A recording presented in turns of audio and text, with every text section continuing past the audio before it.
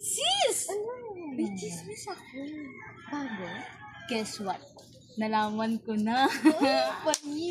Nalaman mga ko na yung sis. totoo. Ano naman nalaman? Hindi ko kanino. Uy, sabi ko sa'yo, magsasalita yun eh. Oo. Diba? Nalaman ko din. Ang ganun-ganun lang. Sabi ko sa'yo, mabilis mo lang malalaman eh. Ayaw kasi umami ng ubi. Nakakabusi. Eh, di-deny pa, no? Eh, alam na din naman. Pag-go mo. Nandiyan ka pala. Kanina ka pa dyan? Mga sis, may kukwento sana ko sa inyo eh.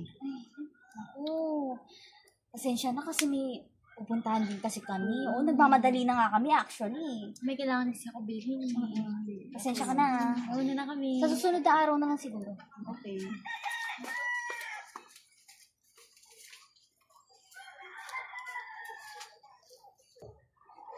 Ah, ganun na. Sige. May araw din kayo sa akin, dalawa kayo.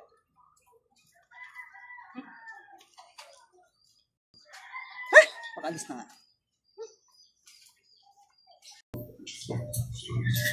Hoy, sis! Uy sis! Nabadaan ka yata. Oo, alam mo ba yung balita ngayon?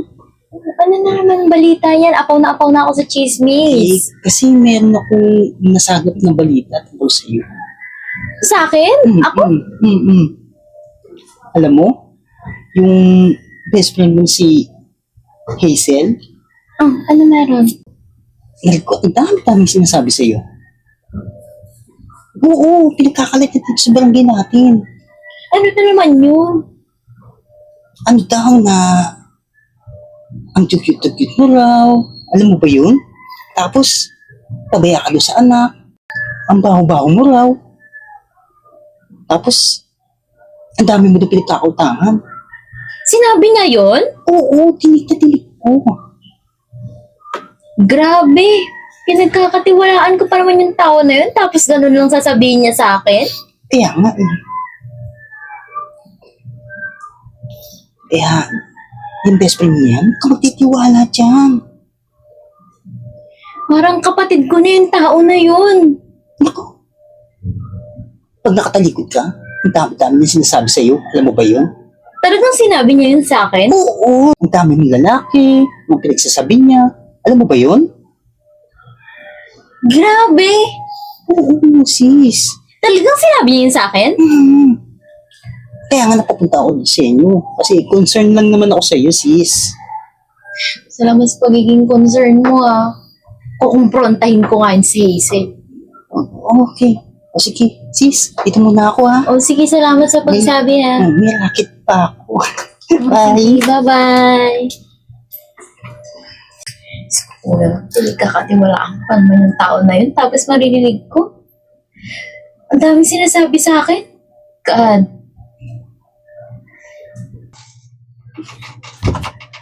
Hoy, sis! Teka, paano ka nakapasok? Tawag kasi akong tawag doon sa labas, walang sumasagot. Uy sis, trespassing yung ginagawa mo. Pero, anong ginagawa mo dito? Ba't ano ka ata? Alam mo na, may tita ako ngayon sa'yo. Ano yun? Alam mo yung best friend mo na si Kate? O, ano meron sa kanya? May binibili kasi ako dyan sa may tindahan. Nandun sila. Ay, naku sis, alam kong patay gutom talaga yun si Hindi. Ay, ano ba? May narinig ako sa kanila. Oh, ikaw yung topic ng usapan nila. Ay, we? Oo. Ano daw sabi?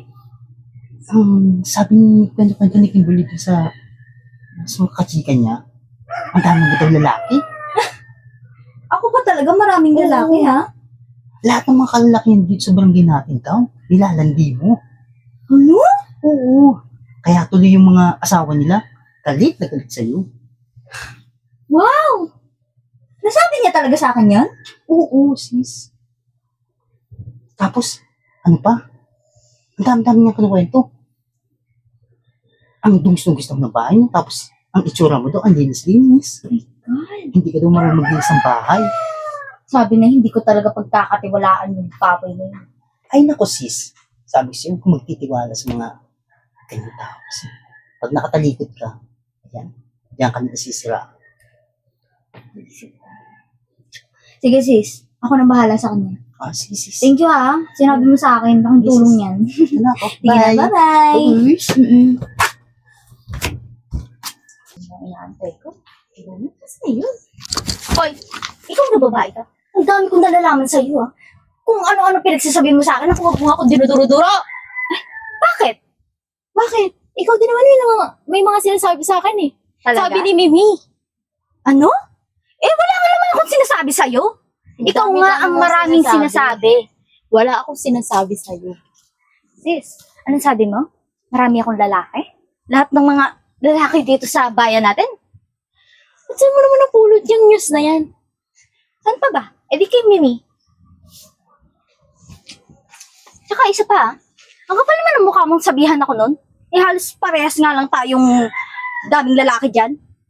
Ikaw, ang kapal din ang sabihan mo ko na hindi ko inaalagaan ng ayos yung anak ko. Samantalang nakikita mo naman araw-araw. Bakit? Kapal din naman kasi talaga ng mukha mo. Ang kapal-kapal talaga ng mukha mo. Mas makapal ka. Teka lang, sakay ko! Masakay ko! Masakit lang! Aray ko! Bitaw na! Ay! Ayun. Nakikita mo si Mimi? Oo. Sasabihin niya lahat sa'yo. Sasabihin niya din lahat sa'yo. Mimi! Mimi! Tara nga dito! Mimi, sabihin mo nga sa babaeng to kung ano yung sinabi mo sa akin kanina. Wala naman ako sinabi sa'yo Anong walang alam? Ang linaw-linaw ng sinabi mo sa akin. Wala, sis. Wala akong sinasabi sa'yo. At nung kahapon, anong yung sinasabi mo sa akin? Sabihin mo sa kanya. Sabihin mo sa kanya, bilis. Ha? Wala naman ako sinasabi sa inyo. Anong wala ka sinasabi? Wala, Ang dami mong sinabi. wala, sis. Ikaw sinungaling ka eh. Ang dami-dami mong sinasabi sa akin kahapon. Wala, sis. Wala akong sinasabi sa'yo. Mimi, may sinabi ka din sa akin kanina, di ba? Ang linaw-linaw nun. Tapos ngayon, itatanggi mo? Anong ibig sabihin nito? Pinag-aaway mo kaming dalawa? Para ano? Para masira yung pagsasama namin? Yung friendship namin? Sis, aamin na ako.